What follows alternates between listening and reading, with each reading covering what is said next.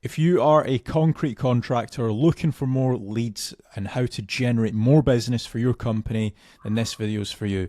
Myself and James, we have dealt with a lot of different concrete contractors up and down the UK. And in this video, we are going to be breaking down exactly what works from a marketing strategy and also exactly what doesn't work and what you should be avoiding as well. So James, take it away. So step number one, what I'd be looking to do to grow is a Google business profile.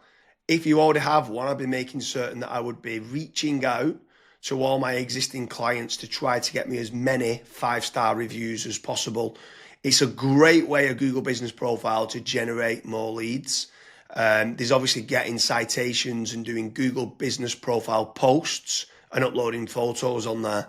So that's definitely step one that I would be doing to try to generate more local leads.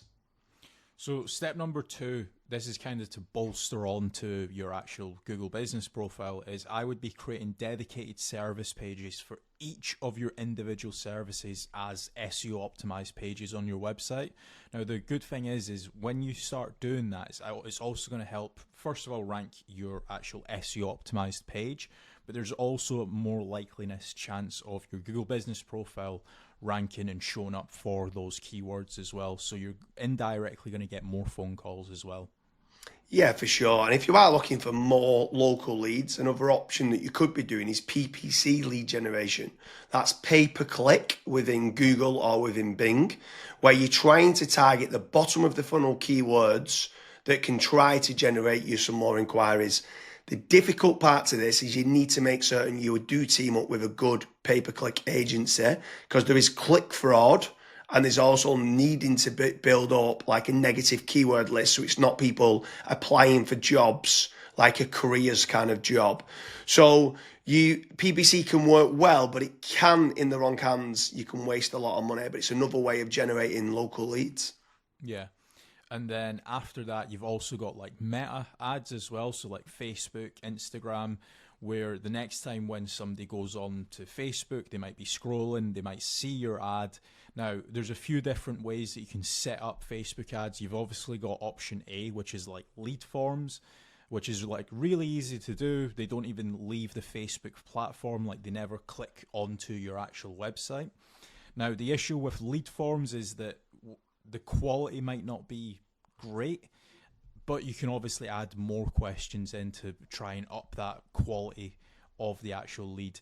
Then you've also got conversion ads as well, where that actually gets sent through to your website and then they fill out the contact form to you or on your website as well. So you've got a couple different options there that you can do.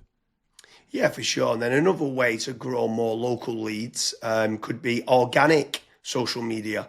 So posting regularly on Facebook, on Twitter, on YouTube, on Pinterest, on Instagram. There's lots of different platforms out there that you can be trying to get there. Reddit's quite big nowadays. In Quora, it's quite big. If people have got questions and you can answer it. So organic social media is another great way to be generating more local leads for your business. With organic social media, I would say that it's more of like a volumes game. So you want to try and make certain that you're constantly uploading, whether it's, for example, a daily schedule or a weekly schedule. You might say, okay, I want to try and upload 5 videos a week, and you should just try and stick to that, especially when it comes to like algorithms like YouTube and Twitter and stuff. Yeah, for sure. I mean, what's your thoughts on using any sort of AI agents, if they can try to team up with someone to use like N8N to kind of automate and schedule posts on social media? Like, what's your thoughts on that? Of using trying to leverage artificial intelligence? It's all the rage nowadays for trying to generate more leads. Would you try to team up with like an AI consultant to set that up? Yeah, so I mean, you can definitely go down that route where you're setting up AI agents to potentially crop up some videos and auto-publish to YouTube, Facebook, Twitter and stuff. But another thing that I would also be focusing on is AI search. So a lot of people have started to kind of move away from Google. Not everyone, because there's billions of people still using it every single day, but there are slowly people starting to search in engines such as like ChatGPT, Gemini, Claude, Grok, And if your brand isn't actually showing up in any of those, you will have a little bit of an issue showing up and generating leads on those search engines as well. So that's another thing that I would be focusing on as a company.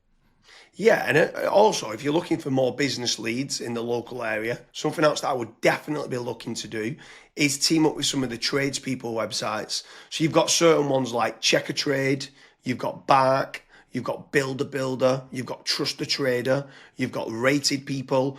All these different platforms can generate you more local leads. What I would say is making certain you're tracking your KPIs to see what return on investment that you're getting.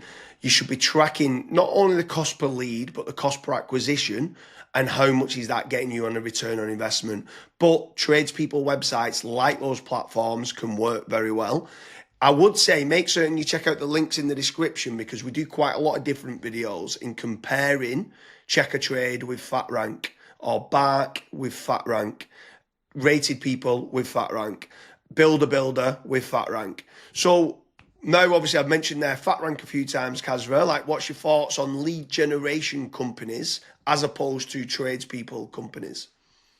Yeah, so with lead generation companies, I would almost say that every single lead generation company, you want to try and do your due diligence. So make certain that if you are in a specific niche, that lead generation company has actually generated leads in that industry before. I would also maybe even have like a strategy call with them and say like, okay, this is my budget, this is how many leads I ideally want, etc. To make certain that if your actual KPIs do align with that lead generation company, you also want to make certain that what type of leads are they? Are they exclusive leads? Are the leads only going through to yourself? Or are they, for example, shared leads, which that's what a lot of other lead generation tools and lead generation companies do. Like, for example, Bark and Check a Trade and stuff. Whenever myself and James have spoke to company owners that have used those services, that's one of their biggest pain points where they say, yeah, it's a shared lead and it's kind of a rat race down to the bottom of who's the cheapest, basically. So that's a couple things that I would be asking lead generation companies before partnering up with them. Yeah, for sure. I mean, if anyone is interested in generating more local leads, I strongly recommend heading over to fatrank.com, where we have a commission-based lead generation service. That means you only pay a finder's fee on converted jobs. You have nothing to pay on the pay per lead.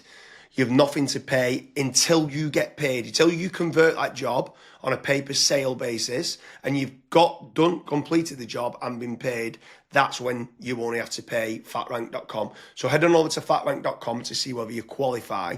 But I want to kind of expand a little bit further, right? So what is your thoughts on inbound lead generation versus outbound lead generation?